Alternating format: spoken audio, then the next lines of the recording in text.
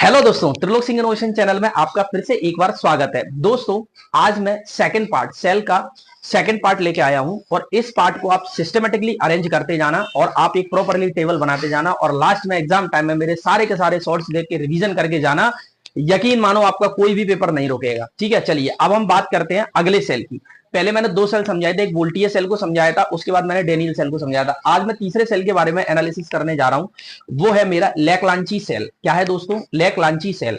इसमें एनोड जो होता है वो हमेशा कार्बन का बना होता है। किसका बना होता है दोस्तों? कार्बन का। और कैथोड जो होता है वो जिंक का बना होता है। कैथोड किसका बना होता है? जिंक का।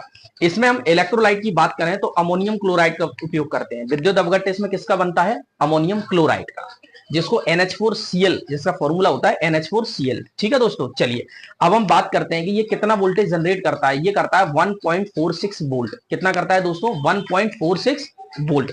उसके बाद ये टेलीफोन और विद्युत घंटी में इसका उपयोग किया जाता है। ठीक है, उसके बाद अगर हम बात करें, ये भी सेल एक ऐसा सेल है जिससे करंट हमें से रुक रुक के प्राप्त की जाती है। समझ रहे? लेकलांची सेल से भी हम करंट रुक रुक कर प्राप्त करते हैं, वहां पे इसका उपयोग किया जाता है। ठीक है दोस्तों, और जो इससे पहले मैंने जो बताया था डेनियल सेल का अभी आपको कहीं नहीं मिलेगा कि इसका रुक रुक कर किया था, लेकिन कई एग्जामों में उसका भी आंसर दिया गया था। तो जब पेपर में जब क्वेश्चन आएगा तो आपको लेकलांची सेल को पहले रेफरेंस देना है। ठीक है दोस्तों, ये पॉइंट क्लियर है।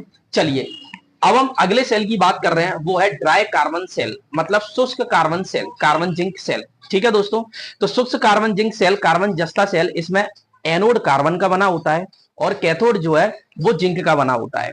इसमें इलेक्ट्रोलाइट की बात करें तो इसमें अमोनियम क्लोराइड इसका इलेक्ट्रोलाइट होता है। ठीक है, इसके वोल्टेज की बात करें तो 1.5 वोल्ट ये जनरेट करता है। कितना जनरेट करता है दोस्तों? 1.5 वोल्ट ये जनरेट करता है।